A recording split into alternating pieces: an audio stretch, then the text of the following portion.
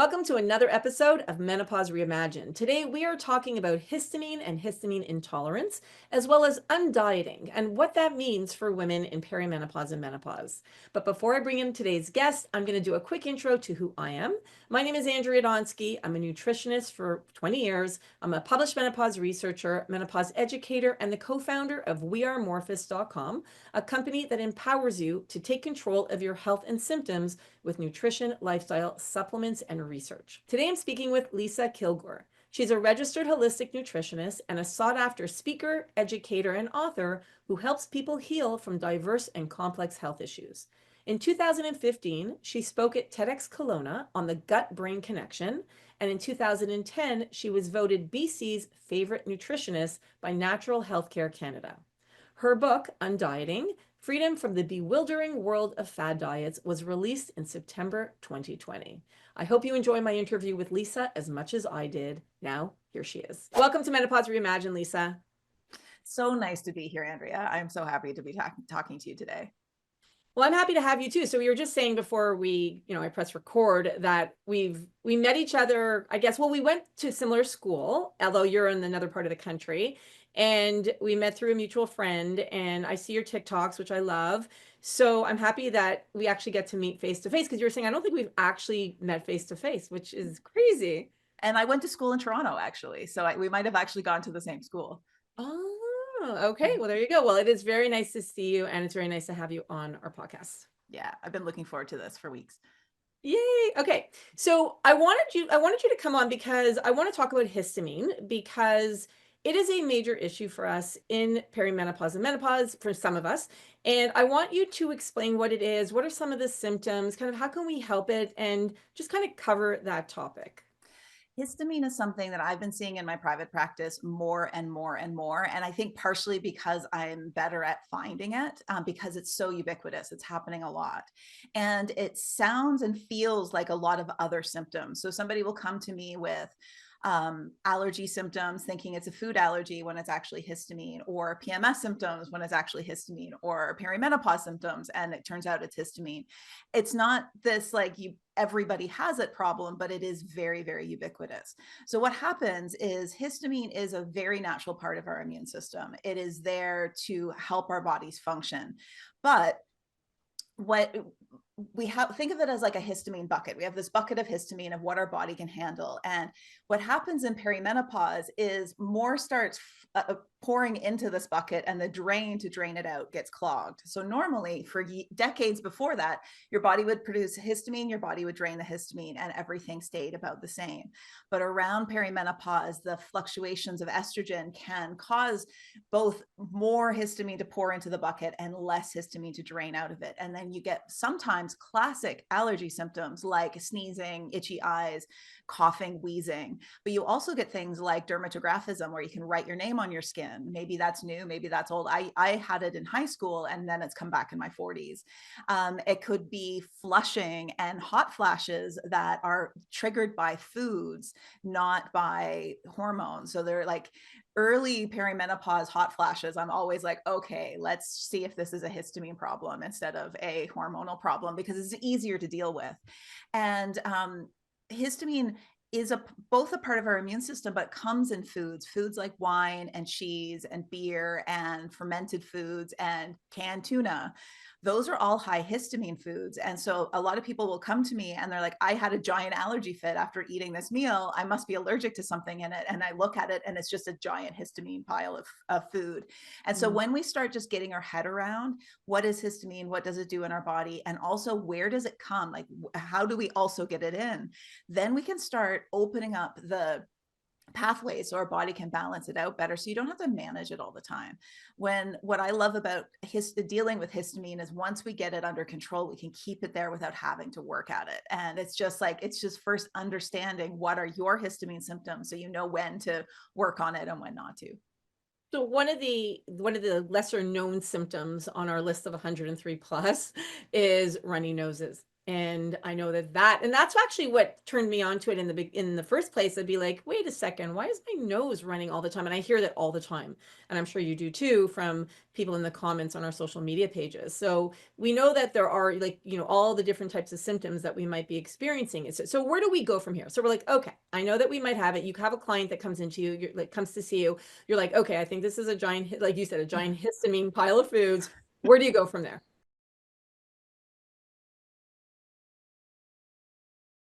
So first we figure out what could be your histamine symptoms and what might not be. So digestively, things like acid reflux, some IBS symptoms, some even urgent diarrhea, that can be histamine. It can also be something else.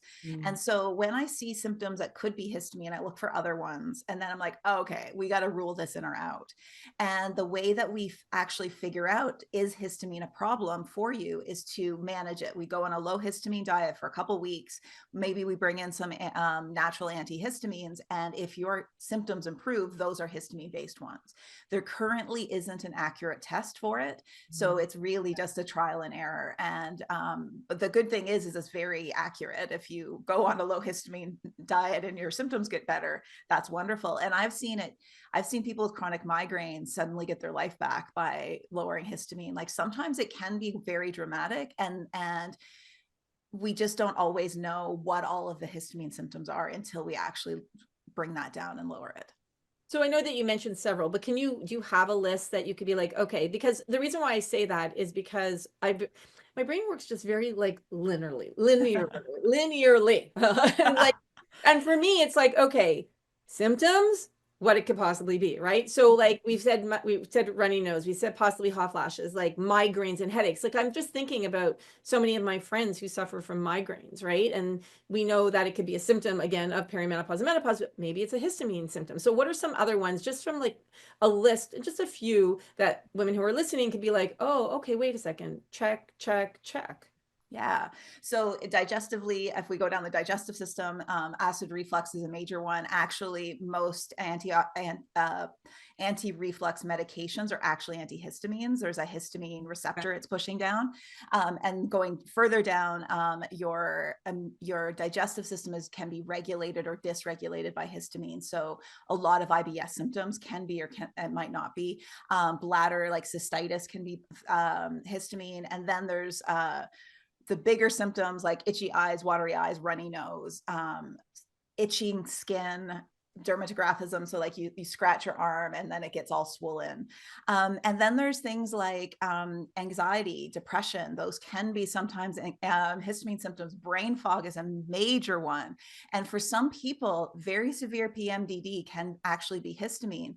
That isn't a 1 + 1 = 2 answer, but hey, it might help a lot. And there's a whole section of TikTok of women getting their lives back because an antihistamine solved their PMDD issues.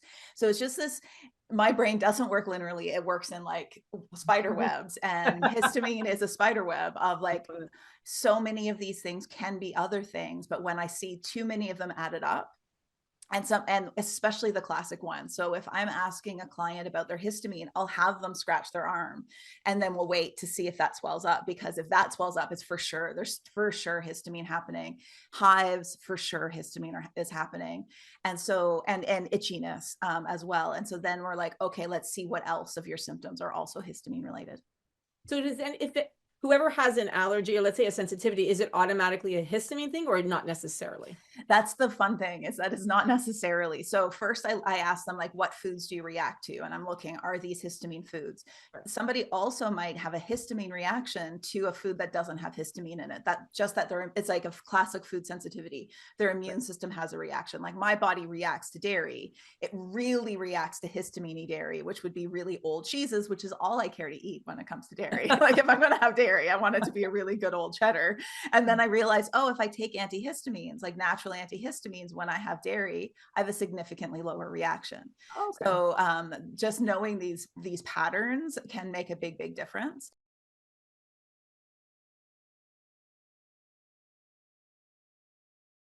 So some food allergies are just its own sensitivity where Right. the protein is triggering the immune system. And then other times it's fully histamine issues. So what I'll do is I'll ask a client, what foods do you know you react to? And are they histamine foods, like older foods, foods that have been sitting around, fermented foods, that sort of thing? Or are they just random ones? And for my body, I have a dairy sensitivity that is both a histamine and just a straight out immune inflammatory reaction. But because I've realized there's a histamine component, if I take natural antihistamines, I actually have a lower reaction to it.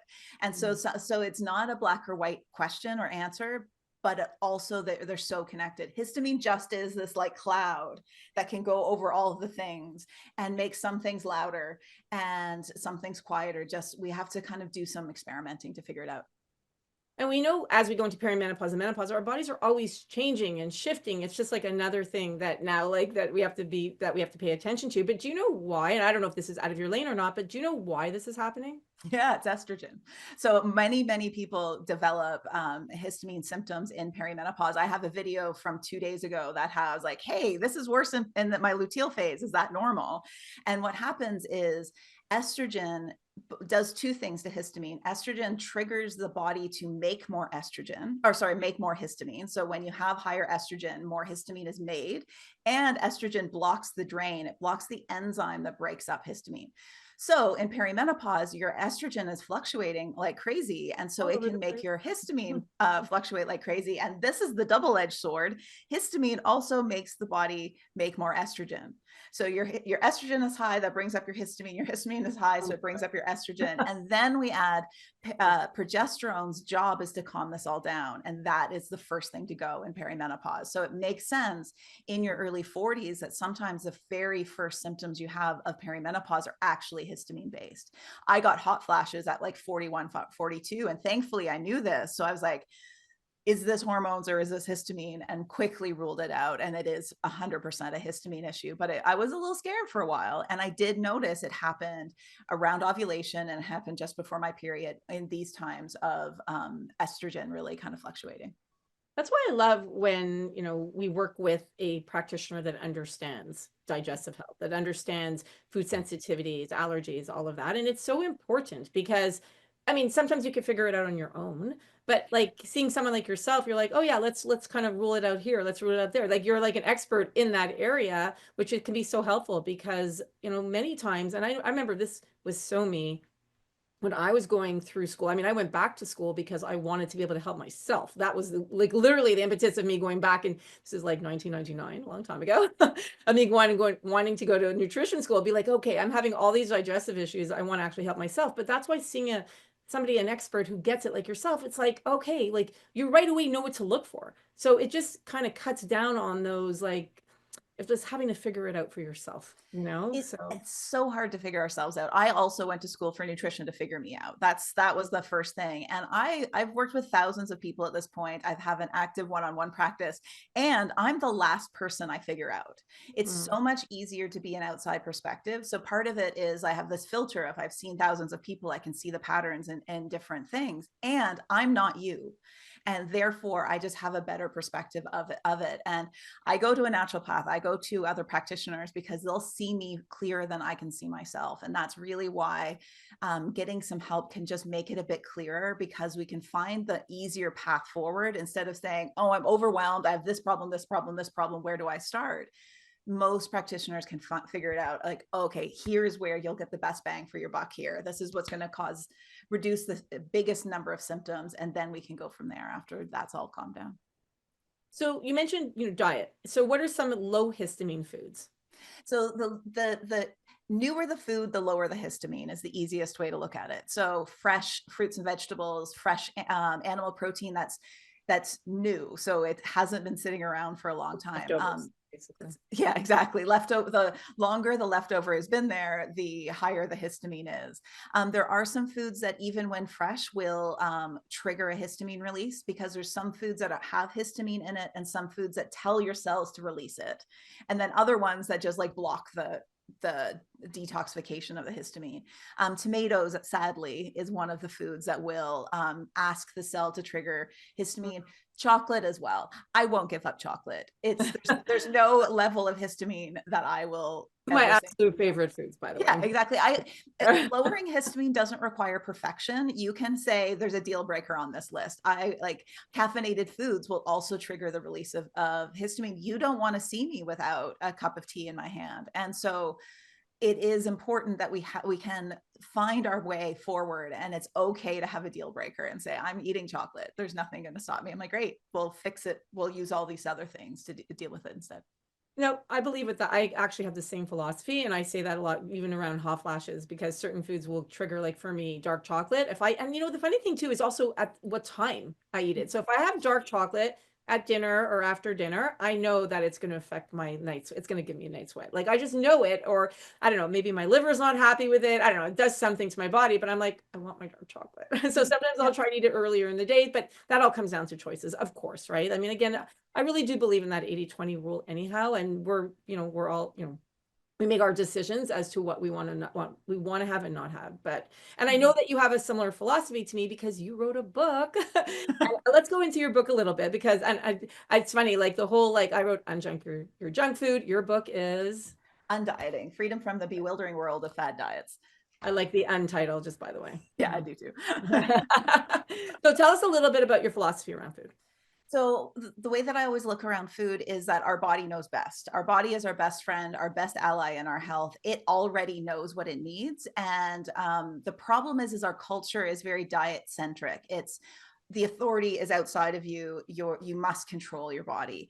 And when we put our brain in charge of what we need to eat, our body it's not always on board. And because our body is our best ally in our health, it will also always win. So those times where you're on a diet and you're feeling good, all of this in air quotes, you're feeling good for a while and then something happens. You're really tired, you're really emotional, something hard in your life happens, or you just get sick of it and you're sick of saying no. Your body will use that moment to say, I really need carbs, or I really need whatever it is that you've restricted. And it will be hard to say no for quite a while because that restriction can drive what feels like binging. And that is a normal process of your body winning. So instead of saying, okay, brain, let's control your body and finding all the ways of willpower to get this job done, instead, I want to learn your body. I want to figure out what is it that your body really wants. How do we find that balance and have your body fully in charge? And that means looking at things like cravings, because cravings never get quiet. They get louder the more you ignore them. And there's always a reason for it. Dark chocolate craving, low magnesium, as you know, because I watch your videos, magnesium is a massive deficiency. And no wonder why we crave dark chocolate all the time.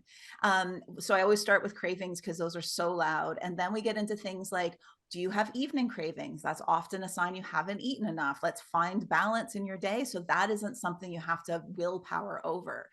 It's freeing and it's hard because it's going against everything that we've learned. And so a lot of times there's a lot of conversation that we have to have of just like, but shouldn't I be controlling this? I shouldn't just eat chocolate because I want to have chocolate, and finding that balance and that way forward. But it's liberating. It makes food not a big deal because food doesn't need to be a big deal.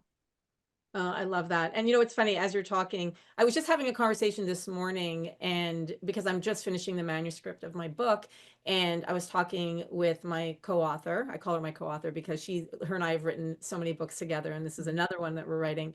And we were talking about, counting macros, and because we're writing chapter 10, which is really kind of the foundation of the entire book.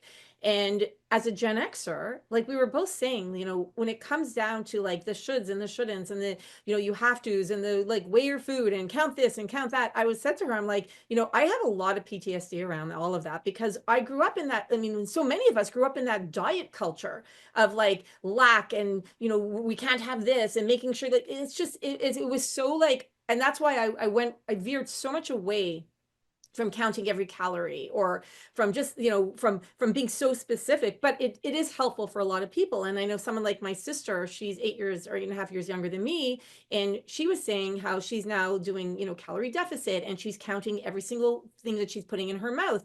So she doesn't have that same, I'm going to call it small t trauma, because for me it is, as having someone who grew up in that. but it's all important, right? And it's all kind of like taking everything into account. But I do love the philosophy of really being, listening to your body. Because at the end of the day, like you said, we know our body best. Our body knows itself best. So doing what feels right for you, being mindful about what you're putting in and on your body, all of that matters. And then having maybe, I mean, what works for me is having that 80-20 rule of like 80% of the time I'm going to do what my body, really likes. And maybe 20% of the time I might have something that my body may not love may not be like the perfect choice, but that's okay because I'm making that decision for my body. And I know what could possibly be a consequence, right? Like not always, but possibly. Absolutely. And this is where curiosity really comes to shine. So in your sister's example, if she can do calorie counting with curiosity instead of judgment, Exactly. then it's fantastic. Because then it's like, oh, how do I feel when I eat this many calories? But like we grew up in the 80s, and therefore, because I think we're about the same age as there, calorie counting can be a small t trauma. It can feel so judgy, and that every single, like there can be stress every time you're putting something in there. And so if you can't do it with curiosity, it's not your tool. Instead, doing your 80-20 rule with curiosity of like, I'm going to eat what my body, and I know my body loves 80% of the time, and I'm going to be curious about how it feels when I have this other stuff. And when you stay curious, if you exchange judgment for curiosity, you give that your brain's job. Your brain doesn't need to judge what you're eating. It needs to be curious about how it feels. Then you get the full range of information. So like when I have dairy, me and dairy aren't great friends. Sometimes I just really want cheese. And I've learned out of curiosity, there's certain types of cravings that is like my body wants that cheese. There's something in it that I need. And then there's times where my brain and my like pleasure center just wants the cheese. And my reactions are very different. And Mm. because I'm curious, I sit down and I'm like, I know exactly what this is going to do to me. I was just in Lisbon last week, and there was on the menu this mushroom ravioli that looks to die for. I'm like, yeah, me and Dairy are gonna like go down today. It's gonna be great, and it was delicious. And I didn't have a reaction, or barely had a reaction, because I ate it with such pleasure and I ate it with such love. But also, I would have been fine with the reaction because I came in choosing it. I know exactly what these next 4 days are going to look like, and so I am choosing as the grown adult in the room. Exactly, your choice, right? So, Yeah. okay, a couple of things there. So, number one, I love the curiosity vocabulary. So, I'm very big on vocabulary, and that to me is a great way to frame things. No judgment, curiosity. So, number one, absolutely love, love, love. Yeah. Amazing. Love that. Number two, when you're saying that when you were saying that you're eating anything to die for, actually, years ago, this woman, she was a nurse, and she told me change the vocabulary to instead of to die for, to live for. And Mm, ever since she told me that, I was like, oh, that's brilliant. So I now, like, love that. isn't that great? So, like, again, it's that reframing the way we think of certain things. So, we've got curiosity, and these are foods to live for. Like, these are things that you want. So, if I thought that was, an important point to make. Yeah, absolutely. And when we live in a state of deprivation, I can't have it. It just like lives on your shoulder all the time. Oh, When I was in university, that was when I realized that I had a dairy sensitivity. And I went to university for music. I'm a flute. I play the flute, and I was in the performance program. Dairy causes asthma. So when I realized that, I suddenly got control over my rehearsals. I wasn't having asthma attacks, but I was miserable. This was long before I went to school for nutrition. Every part of every meal had dairy in it. And so I felt so deprived that I went 3 months without dairy, felt great, did a recital, and actually like could breathe through it, which was amazing. And then I binged for 4 years because the idea of the deprivation was so massive. Instead, so then when I went to school for nutrition, I fully understood what dairy was really doing to me, the full implications of the inflammation.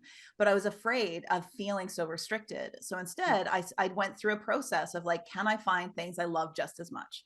And over about 6 months, I exchanged the dairy in my life for things that I really loved. Like on a sandwich didn't feel like a sandwich without cheese on it until I discovered avocado feels really good. I'm like, great. And I just did this little process. And when I would have dairy, I would decide in that moment, was this worth it? So I'd mhm. like grab something I didn't realize had dairy in it, be eating it. I'm like, was this flavor worth what the repercussions are? And sometimes it's a yeah, absolutely yes. And sometimes it's like, oh, next time I won't grab this. It's fine. And it's now been 20 years and I don't feel deprived. I have it when I want it, and it's very rare. It lives in my fridge because my husband likes to have all of my favorite dairy. And so Oh, it's like every time I open the fridge, there's all of my favorite dairies. And I have it about once a month. And that is like that is when exactly when I really want it. Otherwise, it doesn't appeal to me at all because there's no deprivation. yeah. And I think that's the key, is not depriving yourself. It's about education, not deprivation. That's kind of one of my things. Yeah. So it's just about, yeah, it's about understanding. And I think that's what you're saying, is that Mhm. understanding that educational part of it. Yeah. I think that's good. So one thing I want to know actually, so I'm the same, I'm dairy free as well. And I just have genetically, I'm lactose intolerant. I just can't do it. I just can't do dairy. I can't do gluten for me. And one thing, as you're like, okay, I'm finding other things that feel good. I love that. But I'm like, we need an alternative. Although I did find one made from cashew, an alternative to brie. I'm sorry. Like Yeah. there, to me, the biggest thing I miss is my brie. I'm like, I Yeah. love brie. Although the one I found, it was made from cashews, but it was so darn expensive. I'm Oh, like, have that's you the found an problem. Yeah. alternative to brie? Because I want to know, No, Lisa. I haven't yet. I did like 10 of of these almost 20 years have been with no dairy alternatives because I have intolerance. So all of the old dairy alternatives all had casein in them. Like they still had the dairy protein. So it's like I now love that there's meltable cheese. It's just not very good. I love that there's cashew milk and coconut milk ice cream, which is just as good, which makes me really happy. But like a brie or anything like that, no, I haven't found anything. It's just not worth it yet. I hear you. No, I definitely miss that. I Is there know. anything else, like I know that we probably can continue this conversation all day, but is there anything, you know, that we didn't talk about that you would like to share with our audience before I ask you a couple more questions about about how you can work with our like with our listeners? No problem. Yeah, actually, a couple things. So, I primarily work with women over 40. And so, there is one fundamental truth that I can say right across the board, and that is everything that's currently in fashion isn't going to work for you. And Hmm. that's just how it is.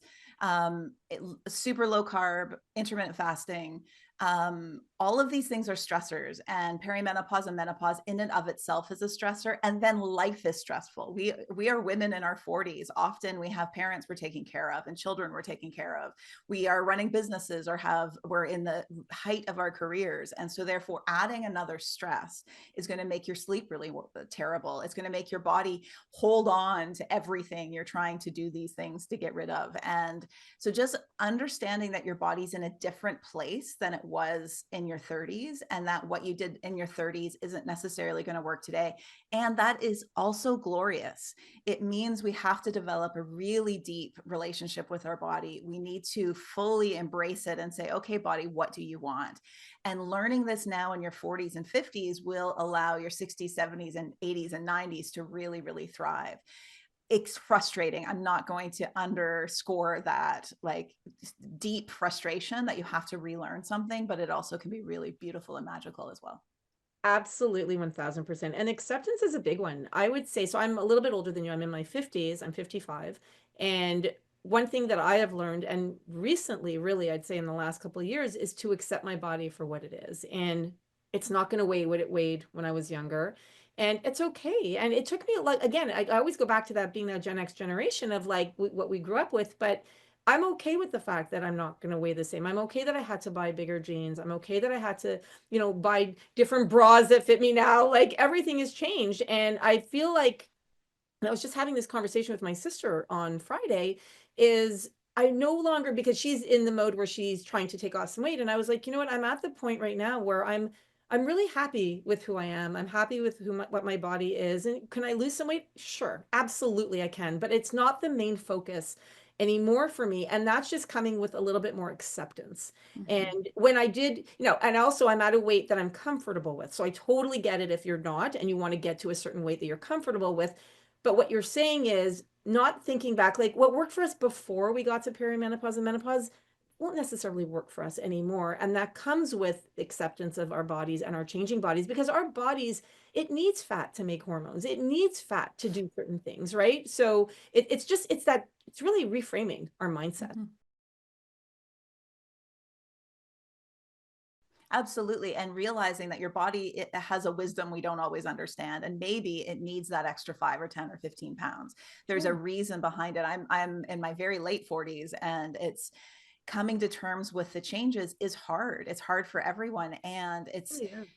when I just say to my body, okay, like you need this, you need me to buy a bigger bra. That was a hard one. I had really trouble with that Yeah, one. mine is much bigger now than I've ever been. But it's just this understanding that my body needs what it needs, and if I keep feeding it well and exercise and stay strong and really take care of it, it will find its balance and be exactly where it is. Because sometimes, like if I went to my old weight now, I would be unhealthy.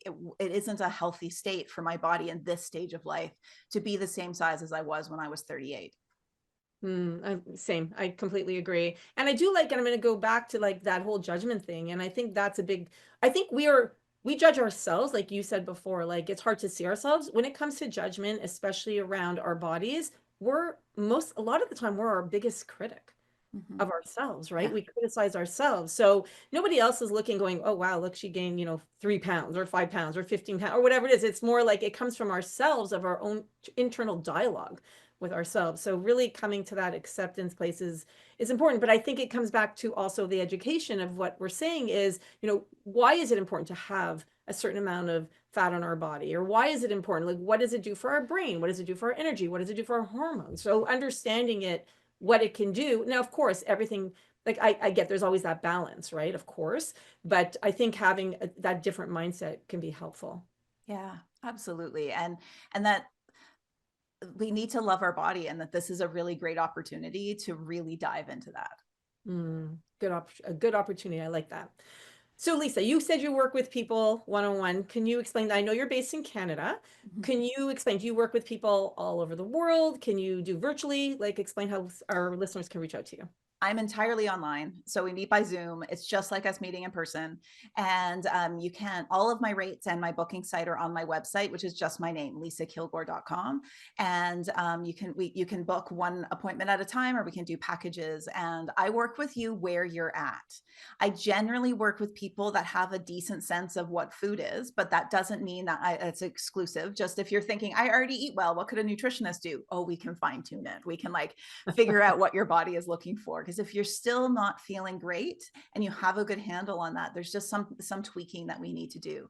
I also started my life eating entirely ultra processed food. Like my entire diet was all junk food all the time. I've never worked with anybody with a diet as bad as mine used to be. And I would love to help somebody. I love helping people move out of that as well. It doesn't have to be as hard as it looks. You can also just get to know my philosophy. I'm on TikTok and Instagram, Lisa Kilgour Nutrition or Lisa Kilgour Nutritionist. And I post fairly regularly, and you can see what I talk about there as well. I love your TikToks. You're a rock star. You're amazing. Definitely follow Lisa. I'm following you on TikTok. Absolutely follow her. Her videos are so good and so chill and so educational. So I think what you're doing is absolutely amazing. Thank you. I think the same of you. Your videos are amazing, and I learned so much. Thank you. Thank you. All right. Well, perfect. So I'm going to put all your information below.